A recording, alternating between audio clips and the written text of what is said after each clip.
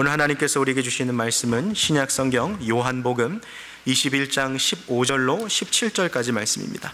제가 가진 성경으로는 신약성경 185페이지에 있습니다. 신약성경 요한복음 21장 15절로 17절까지 말씀입니다. 신약성경 185페이지 요한복음 21장 15절로 17절까지 말씀, 하나님의 말씀 읽으실 때요, 우리 한 목소리로 같이 합독하시겠습니다. 저희가 조밥 먹은 후에 예수께서 시몬 베드로에게 이르시되 요한의 아들 시몬아, 내가 이 사람들보다 나를 더 사랑하느냐 하시니 가로되 주여 그러하외다. 내가 주를 사랑하는 줄 주께서 아시나이다. 가라사대 내 어린 양을 먹이라 하시고, 또 두 번째 가라사대 요한의 아들 시몬아, 내가 나를 사랑하느냐 하시니 가로되 주여 그러하외다. 내가 주를 사랑하는 줄 주께서 아시나이다. 가라사대 내 양을 치라 하시고, 세 번째 가라사대 요한의 아들 시몬아, 내가 나를 사랑하느냐 하시니 주께서 세 번째 내가 나를 사랑하느냐 하시므로 베드로가 근심하여 가로되 주여 모든 것을 아시오매 내가 주를 사랑하는 줄 주께서 아시나이다. 예수께서 가라사대 내 양을 먹이라. 아멘. 오늘 이 시간에도 우리를 주의 말씀 앞으로 모아주시니 주님 감사를 드립니다. 세상 가운데 유일한 소망과 생명 되시는 주님이 우리와 함께 계시니 이 시간 성령으로 우리에게 필요한 은혜와 또 마음속의 위로를 더하여 주시옵소서. 부족한 종이 나눠줄 수 있는 것 없사오니 성령께서 저를 대신하여 또 은혜로 이 시간 채워주시고, 부족한 종은 말씀 뒤에 가려주시고 하나님의 은혜만 나타나는 이 시간 되게 하여 주시옵소서. 감사드리며 주 예수 그리스도의 이름으로 기도합니다. 아멘. 반갑습니다. 주일날 아침에 이렇게 딱 눈을 떴는데 비가 오면 목회자의 마음은 왠지 좀 불안합니다. 평상시에 보이시던 분 중에 오늘 또 못 오시는 분은 없을까 해서 비 오는 날 주일 아침에 보는 성도님들은 전 더 반갑더라고요. 저만 그러진 않을 것 같아요. 우리 전우자고 계신 분들 보고요, 집사님 정말 잘 오셨습니다. 반갑습니다. 좀 같이 인사했으면 좋겠습니다. 네. 우리 좀 건너편에 있는 분도 좀 같이 인사할까요? 좀 같이 한 번 더 인사하겠습니다. 반갑습니다. 잘 오셨습니다. 좀 인사하겠습니다. 네, 그래요. 오늘은 이 경건에 이르기를 힘쓰라 시리즈 마지막 편입니다. 벌써 7번째 시간인데요, 오늘 지난 한 2달 정도 저와 함께 이 경건이 무엇인지, 또 이런 경건한 삶을 살아가기 위해서 우리가 어떠한 모습을 나타내는지 배우셨을 텐데요, 오늘 마지막 시간이니까요, 이제 최종 점검으로 한번 지나온 것들을 좀 이렇게 봤으면 좋겠는데요, 우리는 제일 첫 주에 경건이란 무엇인지부터 대해서 시작했죠. 저 사람 참 경건한 권사님이야, 경건한 집사님이야 할 때 그 사람이 뭐 성경을 하루에 10장, 20장 읽거나 뭐 기도를 30분, 1시간 한다 그래서 그 사람이 경건한 사람이 아니라, 정말로 경건한 사람은 그 마음에 있는 하나님을 향한 3가지의 태도로 그의 경건함이 결정된다라고 우리는 함께 나누었습니다. 그 마음의 3가지 태도 다 기억나십니까? 얼마나 잘 기억하고 계신지 한번 볼까요? 3가지 태도. 첫 번째, 하나님을 향한 경외심. 역시 우등생이 많은 교회예요, 제 교회. 자, 두 번째, 하나님을 향한 사랑. 세 번째, 하나님을 향한 갈망. 맞아요. 하나님을 향한 경외함, 하나님을 향한 사랑, 하나님을 향한 갈망함. 이 3가지의 태도가 바로 우리의 삶 가운데 정말 내가 경건한 삶을 살아가고 있는가 아닌가를 결정해 준다 그랬어요. 아무리 11조를 열심히 하고 교회에서 봉사하고 늦은 시간까지 교회에 있어도 내 마음에 하나님을 향한 경외함이 없고, 내 마음에 하나님을 향한 사랑이 없고, 내 마음에 하나님을 향한 갈망이 없다면 나는 경건하지 않은 삶을 살고 있을 가능성이 아주 높은 것이죠. 2주차 때는요, 이러한 경건한 삶을 살아가기 위해서 우리가 말씀을 정기적으로 시간과 장소를 정해놓고 말씀을 보고요, 하나님께서 오늘 내게 주신 그 생명의 만나를 묵상하여서 주신 말씀을 붙잡고 기도하는 삶을 살아가는 것을 우리가 배웠습니다. 3번째 주에는요, 이 경건의 삶을 살아가기 위해서 반드시 다루어야 하는 죄의 문제를 배웠어요. 죄를 죽이는 것. 이 죄 죽이는 것 3단계도 혹시 기억하고 계십니까? 조금 어려운 문제일 수 있는데 기억나세요? 죄 죽이기 3단계. 첫 번째, 죄를 파악하라. 두 번째, 죄를 추적하라. 마지막 세 번째 단계가 죄를 죽이라, 이것이죠. 그래서 죄를 반드시 죽여야 한다는 것을 배웠고요. 특별히 사주째 주에는 이 경건에 있어서 가장 큰 적인 불만족이라는 죄를 다루면서, 불만족은 지옥에 이르게 하는 죄입니다 하는 것들 다 기억나시죠? 5주차 때는 경건한 삶을 살아가기 위해서 우리가 사랑에 대해서 함께 배웠고요. 나를 힘들게 하는 사람, 내 마음을 힘들게 하는 사람이 있는 그곳이 바로 내 공동체입니다 하는 내용들을 배웠어요. 그래서 나를 힘들게 하는 사람이 있는 곳, 내 가족도 또 내 교회도 그런 사람이 있을 수 있구나, 그것이 바로 내가 있을 공동체구나 하는 것들에 대해서 함께 살펴봤죠. 오늘 이 7주차의 과정을 있어서요, 경건의 삶을 위한 마지막 완성인데요, 이것은 나를 위한 삶이 아니라 바로 다른 누군가를 위한 삶입니다. 그래서 오늘 서두에 제가 이야기 드릴 것은, 오늘 제가 드리는 이 말씀은 평상시 주일 예배보다 좀 딱딱할 수 있는 좀 주제입니다.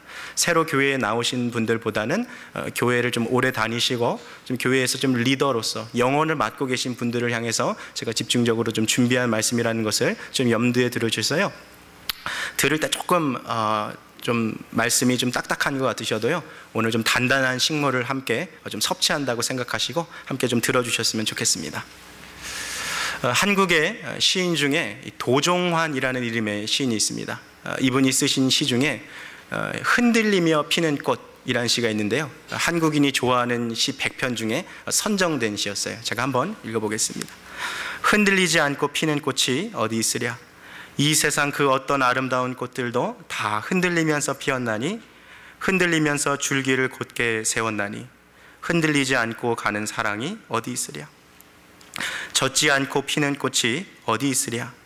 이 세상 그 어떤 빛나는 꽃들도 다 젖으며 피었나니, 바람과 비에 젖으며 꽃잎 따뜻하게 피었나니, 젖지 않고 가는 삶이 어디 있으랴. 이렇게 좀 비 오는 날씨에 참 어울리는 또 시인 것 같아요. 오늘 이 시인이 표현한 것처럼요, 이 세상에 흔들리지 않고 피는 꽃이 어디 있겠어요.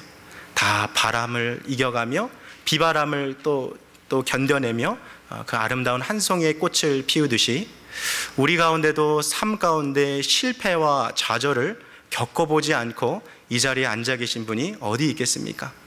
어린아이들이 자전거를 타는데요, 두발 자전거를 탈 때 한 번도 넘어지지 않고 자전거를 배우는 아이는 제가 본 적이 없는 것 같아요. 우리의 삶도 마찬가지예요. 달리다 보면 누구나 다 넘어질 수 있고, 또 자기의 의도와 상관하지 않게 작은 돌부리에 걸려서 넘어지는 것들이 또 우리들의 모습인 것이죠. 오늘 여기 계신 우리 성도님들은 살아오면서 어떤 좌절과 또 실패, 또 실수들을 경험하셨습니까? 혹시 그것 때문에 지금도 우리의 마음이 좀 힘들고 또 어려운 가운데 있지는 않습니까? 한국에서요, 제가 청년들을 이렇게 사역할 때 보니까요, 청년 아이들이 살면서 가장 힘들어하는, 그 20대 나이에 힘들어하는 것이 무엇인가 보니까 대학 진학이었어요. 자기가 그렇게 고등학교 때 꿈꿔왔던 대학을 위해서 열심히 수능을 준비했는데 대학에서 떨어지니까 재수하고 또 삼수하면서 인생의 처음 그 쓴맛을 맛보는 거죠. 또 어떤 이 청년 남자아이들은요, 또 자기가 사랑하는 그 여학생에게 마음을 이렇게 고백했다가 그것이 거절당해서 그런 사랑의 실패를 경험하기도 해요. 신학교에 와보니까 이 신학교에 들어오기 위해서 재수, 삼수, 사수하시는 분도 봤어요. 뭐 신학교도 이런데 의대 가려고 하는 학생들은 또 얼마나 여러 해 공부하겠습니까?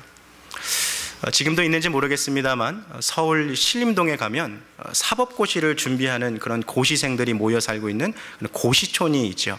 예. 정말 단칸방이라고 부르는 그 조그만 방에서 고시를 위해서 자기의 모든 삶을 거기 집중해서 살아가는 많은 고시생들이 그 안에 있어요. 지난 2016년도 사법고시를 보고 나온 한 30대 여성이 하염없이만 눈물을 흘리고 있습니다. 사연을 들어보니까 울만 하더라고요. 36살의 이혜경이라는 여성이었어요. 이혜경이라는 여성분인데 무려 시험을 12회 치렀어요. 그러니까 지난 12년 동안 시험을 봤는데 이번에도 또 떨어진 거예요. 이게 말이 쉬워서 12회 시험 본 거죠. 한 사람이 나이가 24때부터 36살이 될 때까지 시험 공부를 했는데 이번에도 또 떨어진 거예요. 너무 힘든 거죠. 그녀의 집을 가보니까요, 정말 이 신림동 그 단칸방에 그 원룸에 한쪽 벽에 A4 용지에다가 합격이라는 그 한 글자만 딱 프린트해서 다 도배를 해놨어요. 천장에도 도배를 해놨어요. 남들은 다 친구들하고 문자 주고받고 카톡하고 그러는데 시간 뺏길까봐 그런 것도 전혀 안 하고, 부모님도 이 딸이 혹시라도 시간 뺏길까봐 연락도 잘 안 했어요. 그렇게 하루에 15시간을 공부하고 하루에 300페이지 이상의 책을 읽고 여태까지 공부한 책만 쌓아도 자기 키보다 더 높은 그 분량을 공부했는데, 조금 있으면 이제 합격하겠지 하고 지난 12년 동안 시험을 봤는데 이번에 또 떨어진 거예요. 시험 끝나고 나서만 눈물이 막 비 오듯 쏟아지는 거죠. 막 자기의 지난 삶이 너무나도 아깝고 내가 정말 잘못 살아온 거 아닌가? 남들은 보면서 막 혀를 차는 거죠. 저렇게 진작 돌아왔어요. 진작 포기했어야지. 가족들도 말은 안 하고 있지만 너무 힘들어하고 있는 모습을 보면서 그녀의 마음이 막 무너지는 거죠. 사람은요, 실패 앞에서 이런 좌절과 어떤 절망을 겪게 될 때가 있어요. 마음에 상처가 생기는 거죠. 마음속에서요, 막 부정한 목소리들이 내 안에 들려오기 시작하는 거예요. 야, 너는 실패한 인생이다. 너는 뭘 해도 안 된다. 너가 다른 사람 봐라. 다른 사람들 저렇게 잘 풀리고 승승장구하는데 너는 왜 이렇게 하면 할수록 일이 꼬이고 왜 자꾸만 좌절하게 되느냐. 그런데 너 앞으로 그렇게 살다가 또 죽을 거다. 내면에 이런 부정적인 음성이 들리는 거죠. 뭐죠? 마음의 열등감이 찾아오는 거예요. 아, 난 실패자구나. 난 이렇게 살 수밖에 없는 사람이구나. 혹시 오늘 이 주일 아침에 오늘 이러한 마음의 실패의식과 열등감으로 살아가고 계신 분들이 있다면 오늘 이 말씀이 주님께서 주시는 또 하나의 은혜의 소망의 메시지가 되기를 바랍니다. 오늘 본문의 말씀은 바로 인생의 실패자였던 베드로에 대한 이야기가 담겨 있어요. 조금 더 정확하게 말하자면 그는 실패자이며 배신자의 삶을 살아가고 있던 사람이었습니다. 갈릴리 바다에서 고기를 잡고 있던 이 시골 청년에게 어느 날 예수님이 찾아오셨어요. 베드로야, 너가 지금까지는 고기를 낚는 어부였지만 나를 따라와라. 이제는 내가 너로 사람을 낚는 어부를 삼겠다. 주님의 그 콜링, 그 부르심을 받고서 그는 지난 3년 동안 주님을 따라왔습니다. 그 마지막 때에 예수님께서 십자가 달리시기 전날 밤 유월절 만찬을 차려놓으시고 제자들에게 이런 중대한 발표를 하십니다. 내가 조금 있으면 너희를 떠날 것인데 내가 고난 당할 때 여기 있는 너희 모두가 나를 떠날 것이다.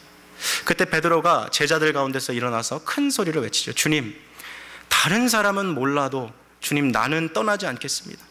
그래서 예수님께서 베드로의 눈빛을 보시고 그에게 의미심장한 말씀을 남기시죠.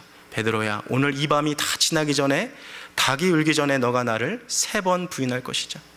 그러자 베드로가 자존심이 상했는지 더 큰 목소리를 말했을 거예요. 주님, 저 모르세요? 저 베드로예요. 다른 사람은 다 몰라도 주님, 나는 주님 떠나지 않습니다. 내가 죽는 한이 있더라도 난 주님 배신하지 않겠습니다. 호언장담을 했던 베드로. 그러나 그날 밤 예수님이 군사들에게 잡혀나가시자 예수님 말씀하신 대로 모든 제자들이 다 예수님을 떠나갔어요. 예수님 곁을 한순간도 떠나간 적 없던 베드로도 멀리서 예수님을 지켜보고 있습니다. 이스라엘은요, 사막성 기후이기 때문에 일단 해가 떨어지면 몹시 날씨가 추워집니다. 재판을 받고 계신 예수님이 재판정 안에 계시고요, 밖에서 수많은 사람들이 그 재판이 벌어지는 결과를 보기 위해서 모닥불을 피워놓고 불 가운데 모여 있습니다. 그 틈바구니 속에 베드로도 숨어 있었어요. 그때 그 제사장 집에서 일하던 여종 하나가 베드로를 알아봅니다. 당신도 예수와 함께 있던 사람 아닙니까? 베드로가 그때 예수님을 부인하지요. 나는 저 사람을 모른다. 그러자 이 여종이 또 한 번 얘기합니다. 내가 분명히 당신을 봤습니다. 그러자 또 모른다고 얘기하지. 3번째 옆에 있던 사람이 다시 물어봅니다. 당신 지금 말투가 갈릴리 사투리를 쓰고 있는데 그것으로 봐서 당신은 저 갈릴리파, 저 예수와 함께한 사람이 분명하오. 그때 베드로가요, 저주하고 맹세하여 예수님을 또 한 번 부인하죠. 성경이 좀 온화하게 말해서 저주하고 맹세하여라 말했지만 아마 욕하면서 말했을 거예요. 심한 욕을 하면서 나는 저 사람을 모른다 하고 부인했을 거예요. 베드로가 3번 부인하는 그때에 닭이 곧 울었습니다. 닭 울기 전에 내가 3번 나를 부인할 것이라 말씀하신 예수님의 그 말씀이 생각나서 펑펑 울었던 것이죠. 그 후 예수님이 십자가에 달려 돌아가셨어요. 한번 생각해 보시겠어요? 지난 3년 동안요, 예수님만 믿고 따라왔어요. 예수님이 나의 전부라고 생각했고, 내 자신도 뭔가 이 세상에 중대한 일을 하고 있고 내 삶의 의미와 목적이 여기 있구나 하고 살아왔던 베드로인데요, 하룻밤 사이에 그 예수님을 3번이나 부인하고 또 예수님은 이미 십자가에 달려 돌아가셨어요. 주님이 부활하셔서 다시 나타나는데도 예수님 볼 면목이 없는 거죠. 나 같은 실패자, 나 같은 배신자가 어떻게 주님 앞에 서는가? 어느 날 베드로가 제자들 앞에서 중대 발표를 합니다. 나는 고기 잡으러 가겠노라. 21장 3절에 그렇게 나와 있는데요, 이것은 베드로가 이제 예수님의 제자로서의 삶을 포기하고 다시 그의 일상의 현장으로 돌아가겠다라고 말한 것이었어요. 제가 신학교에 처음 입학했을 때 저와 함께 목회의 길을 가겠다라고 결단하여 그 해에 신학교에 입학한 제 동기들이 총 104명이나 됐어요. 104명. 많은 숫자죠. 104명. 한 해에 목회자가 100명 이상 한 신학교에서 나온다 해도 참 많은 숫자 아닙니까? 104명. 정말 우리 기도 뜨겁게 했습니다. 우리의 젊음을 불태워서 썩어져 살아기보다는 주님을 위해 달아서 쓰여지는 인생을 살아가도록, 오늘 하루 잠들 때에 왜 이렇게 잠이 안 오나 고민하는 것이 아니라 하나님을 위해서 남김없이 100%를 우리의 삶을 다 헌신해서 잠들 때 지쳐 쓰러지는 그런 삶을 살자고 함께 약속하고 그렇게 기도하며 부르짖었던 제 동역자들, 친구들이 있었어요. 20대. 근데 이제 시간이 좀 지르고 나서 목회 현장에 남아있는 사람들이 어느 정도 되는가 봤더니 정말 손에 꼽을 정도가 됐어요. 함께 그렇게 기도하고 있던 친구는 지금 택시 운전을 하고 있고, 또 경매사로 일을 하고 있고, 스키 스노우보드 강사로 또 일하고 있고, 무역회사에 취직해서 일하고 있고, 또 은행에서 일하고 있고, 또 소방관으로, 또 어떤 친구는 뮤지션으로 다양하게 일상의 현장으로 복귀했어요. 물론 그러한 삶을 선택한 것 자체가 나쁘다고 말하는 것은 아닙니다. 그러나 한때 젊은 그 시절 하나님을 향해서 우리의 삶을 정말 내드려보자, 우리가 가진 것 아낌없이 주님을 위해 한번 살아가보자 하고 함께 기도하며 부르짖었던 그 탁월한 동역자들이 지금 일상의 현장으로 돌아가 있는 것을 볼 때 제 안에 이 안타까움을 금할 수 없는 것이죠. 오늘 본문에 나오는 베드로가 바로 그런 사람이에요. 누구보다도 예수님을 가장 잘 따르고 앞장서서 풀타임 사역자로 자신의 삶을 헌신하고, 이전에 살아갈 때 그가 가장 소중히 여겼던 배와 그물, 그리고 심지어 그의 가족도 잠시 내려놓고 예수님을 따랐던 바로 그 청년 베드로. 그러나 그 3년 뒤에 그는 예수님을 배신한 배신자로 낙인 찍혀 있고요, 인생의 실패자로 자신을 생각하며 살아가고 있는 것이죠. 야, 나는 이런 일을 할 사람이 아니었구나. 나는 여기에 어울리지 않는 사람이었구나. 우리가 요한복음을 이렇게 보면, 오늘 지금 요한복음 마지막 장이 몇 장입니까? 21장이죠. 많은 신학자들이요, 사실 요한복음은 20장까지만 있어도 하나의 완벽한 책이 된다라고 보고 있어요. 성경 가지고 계신 분 한 장만 앞으로 가셔서요, 요한복음 20장 30절에서 31절 한번 우리 같이 읽었으면 좋겠습니다. 요한복음 20장 30절에서 31절입니다. 함께 읽겠습니다. 시작. 예수께서 제자들 앞에서 이 책에 기록되지 아니한 다른 표적도 많이 행하셨으나 오직 이것을 기록함은 너희로 예수께서 하나님의 아들 그리스도이심을 믿게 하려 함이요 또 너희로 믿고 그 이름을 힘입어 생명을 얻게 하려 함이니라. 자, 여기 보면은 거의 글이 끝나가는 어투로 지금 하고 있죠. 따라서 요한복음 20장 31절까지만 딱 쓰여도 요한복음은 다 완성된 책이라는 거예요.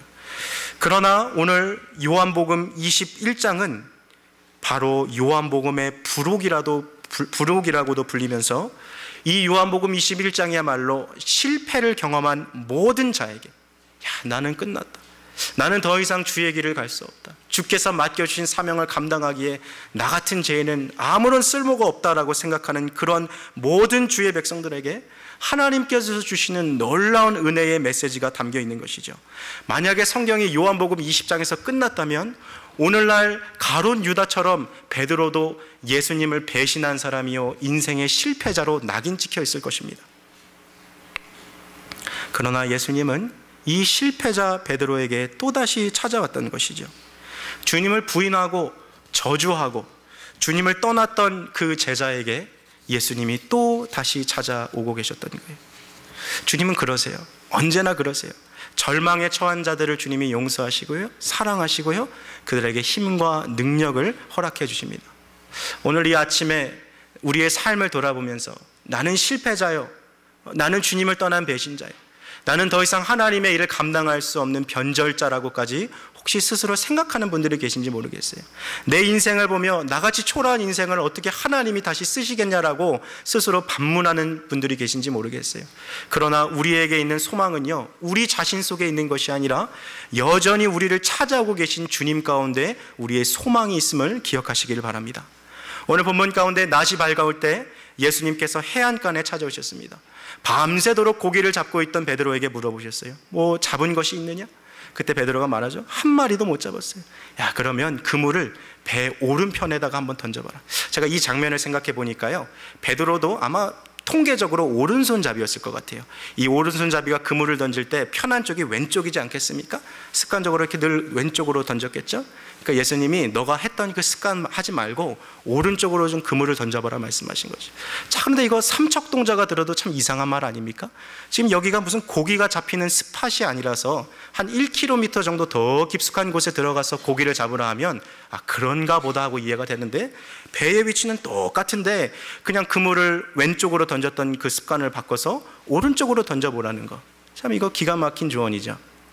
그렇지만 베드로가 이 주님의 말씀에 또다시 순종하여 그물을 오른편으로 던졌습니다. 그때 놀라운 일이 벌어지죠. 배 여태까지 한 마리도 잡히지 않았던 그 그물에 찢어질 정도로 수많은 고기가 잡혀옵니다. 여러분, 우리가 이 장면 어디서 많이 본 장면 아닙니까?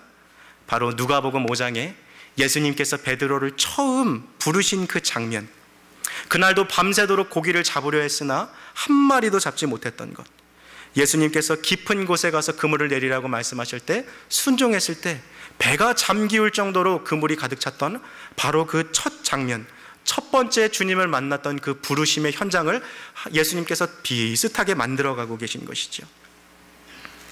예수님은 뭇가에서 숯불을 피워두고 지금 계셨고, 그 위에 생선을 구우셨고 베드로와 함께 조반을 드셨어요. 아침 식사를 같이 하셨죠. 여러분, 지금 베드로의 마음이 어떨까요?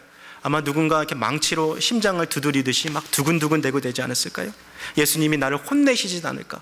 나 같은 배신자, 나 같은 실패자를 주님이 어떻게 생각하고 계실까? 야, 베드로, 너가 어떻게 나한테 그럴 수가 있니? 다른 사람도 아니고 나의 수제자라 불리는 너가 어떻게 나를 3번이나 배신할 수 있냐?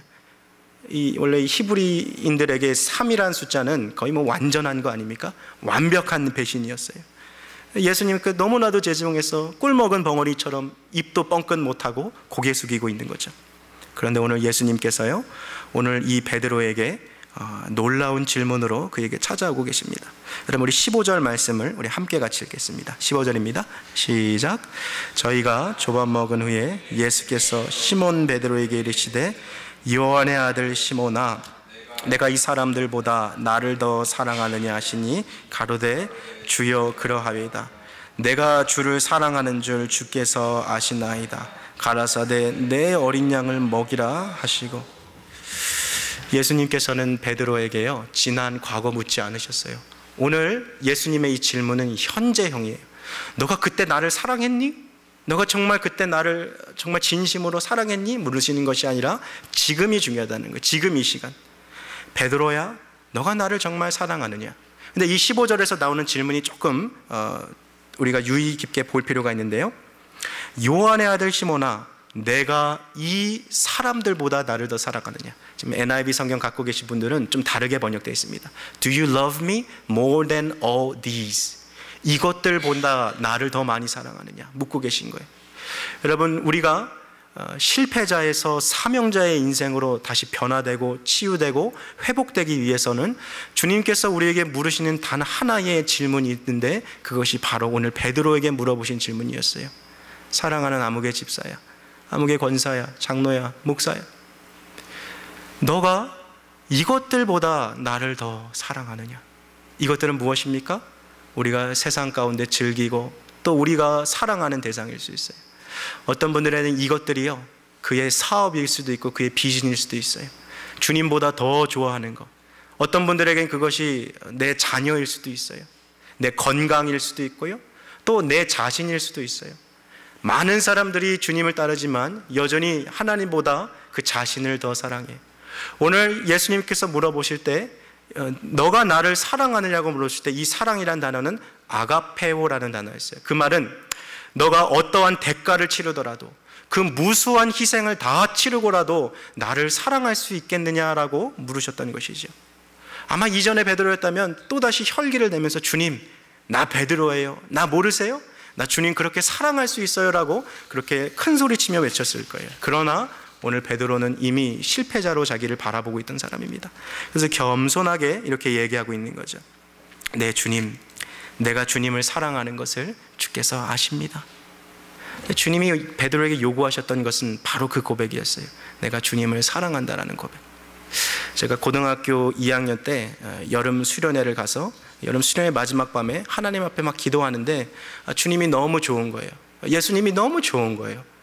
주님께 무언가를 드리고 싶은데 여러분, 이 고등학생 2학년의 학생이 뭐 가진 게 있겠습니까? 뭐 돈이 있겠어요? 아니면 뭐 내가 할 수 있는 뭐가 있겠어요? 주님, 제가 주님 앞에 뭔가를 드리고 싶은데 제가 드릴 수 있는 게 없어요. 주님, 내가 뭘 드릴까요? 근데 그 기도의 끝에 하나님이 내게 원하시는 것을 발견했어요. 아, 주님 나 자신을 원하시는구나. 주님, 내 삶을 원하시는구나. 그래서 고등학교 2학년 수련회 때 주님 앞에 제 삶을 드려서 주님, 정말 가진 것 없고 아무것도 아니지만 이 몸뚱아리 하나라도 주님 쓰시겠다면 내가 주님께 드리겠습니다. 주님, 내 삶을 헌신합니다. 그 수련회 그 마지막 밤에 정말 펑펑 울면서 기도했는데요, 너무 마음이 기쁜 거예요. 하나님을 사랑하니까 주님 앞에 드리는 것이 기쁨으로 드려지게 되더라고요. 여러분, 사명자로 주님께서 부르실 때 우리에게 물어보시는 마음이 딱 하나예요. 내가 나를 사랑하느냐라고 묻고 계신 것이죠. 자, 주님을 사랑하는 자들이 살아가야 할 삶에 대해서 오늘 주님께서 베드로에게 주시는 그 첫 번째 명령이 뭡니까? 요한복음 21장 15절에 나오는 주님의 말씀이 뭐예요? 내 무엇을 먹이라고요? 어린 양을 먹이라. 어린 양을 먹이라. 자, 여러분, 혹시 집에서 개 키워보신 분 있으십니까? 키우고 계신 분도 계실 텐데요. 여러분, 개가 생각보다 손이 많이 갑니까? 덜 갑니까? 개 많이 가죠. 밥 줘야 되죠. 밥 먹으면 또 뒷처리 또 해줘야 되죠. 또 산책도 같이 나가야 되죠. 그래서 개 키우려면 사실 부지런해야 돼요. 그렇죠? 근데 이 양은요, 개보다 더 위에 있어요. 이 지능도 더 떨어지고 그러다 보니까 양을 돌보려면요, 정말 이 밤낮으로 이 목자가 이 쉴 틈이 없는 것이죠. 여기 앉아 계신 어머니들 가운데 자녀가 정말 이 아기일 때 이 애를 이렇게 수저로 밥을 이렇게 뭐 이유식이나 이런 것을 떠먹어 보셨던 그런 기억들을 한번 떠올려 보세요. 애들 중에도요, 이 입으로 이렇게 수저를 갖다 주면 이렇게 벌리고 잘 먹는 애가 있는가 하면 이렇게 수저를 입에 갖다 대면 막 하고 막 이렇게 뒤로 물러나는 애들 있죠. 그러면 엄마가 애를 밥 먹이는 것도 일이에요, 그렇죠? 이것도 큰 일이다. 그래서 한국어 표현 중에 애를 밥 먹는 게 힘들어서 나온 표현이 뭐예요? 애 먹인다. 그 표현이 거기서 나온 거예요. 애 먹인다. 여러분, 이 어린 양을 먹이라는 게요, 지금 정말 이 힘든 사람을 먹이라는 거예요. 힘든 사람 먹이는. 제가 이 교회에서 새가족부를 막 하다 보니까요, 교회에 별 사람이 다더라고요. 교회에 예쁜 여자를 한번 사귀어 보려고 어떤 청년들, 막 머리에 막 멋지게 젤 바르고 막 최신 막 유행하는 옷 입고 막 남자애들이 서너 명이 와서요, 말씀에 관심이 없어요. 누가 예쁜지 막 보고 예배 끝나고 어떻게 얘를 꼬셔볼까 막 하는 애들. 어떤 애들은 교회 축구하러 오더라고요. 농구하러 오더라고요. 뭐 또 다양한 이유로 막 이 온 애들을 어떻게 주님께로 인도할까? 손이 많이 가는 거죠. 주중에 가서 얘네 찾아가서 밥도 사주고, 알바하고 있는 데도 있으면 가서 알바 장소에 가서 또 알바 끝날 때까지 가게 앞에서 기다리다 끝나면 또 같이 또 얘기하다가 기도해주고 오고. 참 이 새가족부 하면요, 손이 많이 가는 영혼들이 있어요. 애먹이는 영혼들이죠. 그러나 주님께서요, 그 영혼들을 포기하지 말고 먹이라는 거예요. 계속해서 힘들고 어렵고 손이 많이 가는 영혼들도 끝까지 먹이라고 말씀하고 계신 거예요. 그것이 우리의 사명인 것이죠. 자, 16절 말씀 우리 한번 같이 읽겠습니다. 16절입니다. 시작. 또 사랑하느냐 하시니 가로되 주여 내가 주를 사랑하는 줄 주께서 아시나이다. 가라사대 내 양을 치라 하시고. 오늘 주님은 한 가지 질문만 동일하게 물어보세요. 내가 나를 사랑하느냐? 그 사랑하는 것, 그것만이 주님을 섬길 수 있는 유일한 자격 조건이에요. 학식이 많은 것, 가방줄이 긴 것, 기술이 많고 지식이 높고 또 경험이 다양하다 하더라도 하나님을 사랑하지 않는 자는 사명의 길을 걸어갈 수 없습니다. 그러나 주님을 사랑하는 마음이 있다면 영혼을 돌보는 이 길을 반드시 주님이 걷게 하세요. 두 번째 예수님께서 요청하신 것은 무엇입니까? 내 양을 뭐예요? 치라요. 아까는 좀 어린 양이었죠. 애먹이는 양이었어요. 그러나 이 양은 이제는 좀 큰 양입니다. 한국어로는 양이라고 동일하게 써있지만 헬라어 원어를 보면 전혀 다른 언어가 써있어요. 큰 양이. 양을 치라라는 건 뭐냐면요, 양을 보호해주고 양의 울타리가 되어주라는 거예요. 밤에 곰이나 사자나 그런 늑대 같은 무리들이 양을 잡아먹으러 오니까 양의 울타리가 되어서 양을 보호해 주라는 거예요. 함께 신앙생활 하다 보면요, 또 순모임에서 나누다 보면요, 정말 기가 막힌 사연들이 우리 교회 안에도 있더라고요. 야, 저분 교회에서 그냥 인사하고 지나갈 때는 저런 아픔과 슬픔과 사연이 있는지 몰랐는데 신방 가서 보니까 너무 기가 막힌 사연들이 막 있는 거예요. 야, 어떻게 하루하루를 살아가실까? 야, 어떻게 저렇게 견디고 계실까? 지금 남의 얘기를 듣는 이 목회자도 너무 막 듣는데 막 가슴이 무너지는데 저 당사자는 얼마나 힘들고 어려울까? 그런데 그것을요, 강 건너 불구경하듯이 보는 것이 아니라 그것이 내 일인 것처럼, 내 가족의 일인 것처럼 그걸 보라는 거예요. 양을 치라는 그 영혼들의 울타리가 되어주라는 거예요. 힘들 때 함께 있어지고 우는 자들을 함께 울어주고 함께 그들의 고통에 참여하라는 거예요. 같이 있어주는 것, 그것이 바로 우리가 주님께 받은 사명인 것이죠. 자, 17절 말씀 우리 마지막 구절 한번 같이 읽겠습니다. 시작.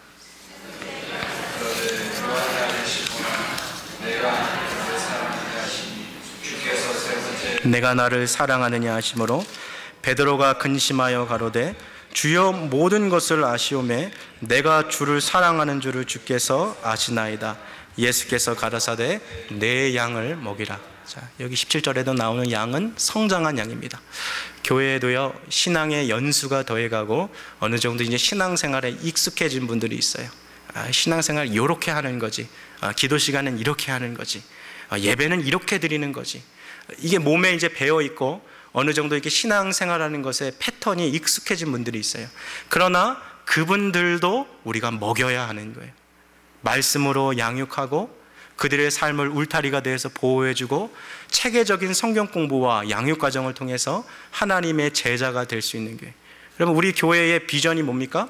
말씀으로 예수님의 온전한 제자 삼아 하나님 나라 세워가는 성령의 공동체예요. 예수처럼 되고 예수처럼 살아가는 그리스도인 만드는 것, 전적인 위탁자, 복음의 증인, 섬기는 종, 예수 그리스도를 닮은 사람을 만들어가는 것이 이 교회의 설립 목적이고 우리가 존재하는 이유인 거예요. 우리는 이거 하기 위해서 지금 모여 있는 것입니다. 하나님께서 우리에게 주신 이 사명을 우리가 감당할 때요, 우리가 자라나게 되는 거예요.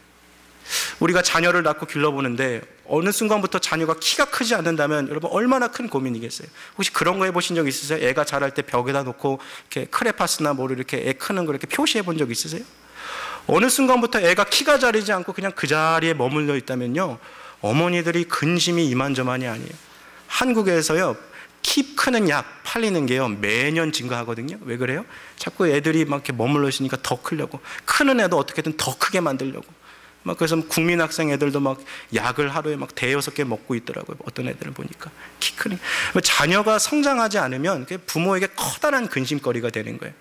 우리가 함께 신앙생활 할 때요, 하나님께서 우리에게 맡겨주신 영혼들이 그냥 그 자리에 계속 머무는 것에 만족해서는 안 됩니다. 어떤 분들은 그러더라고요. 우리 교회가 지금 요 사이즈 그냥 딱 되면 좋겠다. 이상한 사람들 안 오고 그냥 우리끼리 그냥 너무 좋다 지금. 그런 분들 계시더라고요. 아니에요. 살아있는 교회는 반드시 성장하게 되어 있어요. 살아있는 공동체는 반드시 성장하게 되어 있어요. 그래서 우리 교회가 살아있다라면 반드시 주님께서 우리를 부흥케 하시고 성장하게 해주세요. 따라서 우리가 사모해야 할 것은 무엇입니까? 주님 맡겨주신 양을 돌보고 양을 또 보호해주고 또 말씀으로 양육하는 그 과정이 필요한 거예요. 때로는 정말 애먹이는 사람들이 우리에게 올 것입니다. 야, 저렇게 교양도 없고 상식도 안 통하는 사람들이 왜 우리 교회에 왔을까? 어린 양이 온 거예요. 어린 양이. 또 우리와 함께 왔을 때 저 사람은 내가 도와줄 것이 없는데, 이미 성숙한 사람인데, 아니에요. 우리 모두에게는 여전히 자라갈 분량이 남아있는 것입니다. 오늘 본문의 베드로는요, 지금 이러한 고민으로 써 있어요. 이런 나라도 주님이 사용하실 수 있을까? 이런 나라도 예수님께 돌아갈 수 있을까? 이런 나라도 예수님을 위해서 살아갈 수 있을까 하는 그 마음이었어요. 그러나 오늘 주님께서요, 다른 거 물어보지 않고 한 가지 질문 물어보셨습니다. 내가 나를 사랑하느냐? Do you love me? 물어보셨어요. 이 질문에 예라고 대답할 수 있다면 우리는 실패자의 삶으로 끝나는 것이 아니라 다시 사명자의 길을 걸어갈 수 있는 것입니다. 제가 아까 서두에 이야기했던 그 12번 사법고시 실패했던, 낙방했던 그 이혜경 자매 이야기 기억하십니까? 작년 2017년을 기점으로 한국의 사법고시가 역사의 뒤편으로 이제 사라지죠. 마지막이었어요. 더 이상 사법고시는 없어요. 그 사법고시 2017년 마지막 다칠 때 합격자 명단 50여 명이 그 합격자 명단에 있는데 제일 위에 있는 명단에 바로 그 이혜경이라는 이름이 있습니다. 우리나라 역사 사법고시 역사상 마지막 회차의 수석 합격 입학이었어요. 12번 떨어졌는데 시험이 끝나고도 울면서 고시촌에 들어가서 또 그 자기의 단칸방에 들어가서 울면서 하루 또 15시간 300페이지의 책을 읽었던 거예요. 기자가 물었어요. 아니 어떻게 12번이나 떨어졌는데 포기하지 않고 그렇게 또 시험을 볼 수가 있었습니까? 그 비결이 무엇입니까? 그러자 그녀가 이렇게 대답했어요. 나는 힘들 때마다 내가 정말 좋아하는 책의 제목을 되새겼다고. 그녀가 되새겼던 책의 제목이 영어로 두 글자였어요. Keep going. 한국어로 번역한 책으로요. 그래도 계속 가라 했어요. 그래도 계속 가라. 여러분, 우리의 삶은 이대로 끝나지 않습니다. 내가 내 삶을 포기해도 하나님은 절대로 우리를 포기하지 않으십니다. 실패자로 살아가는 자들에게 주님 찾아오셔서 그들을 다시 한번 사명자의 길을 걷게 하시는 것이 오늘 우리 주님의 또 부르심이요, 주님의 역사하심입니다. 사랑하는 우리 성도 여러분, 영혼을 돌보십시오. 영혼을 먹이십시오. 영혼을 끝까지 케어하십시오. 그것이 하나님이 우리에게 원하시는 경건한 삶의 모습입니다. 이 시간 함께 같이 기도하시겠습니다.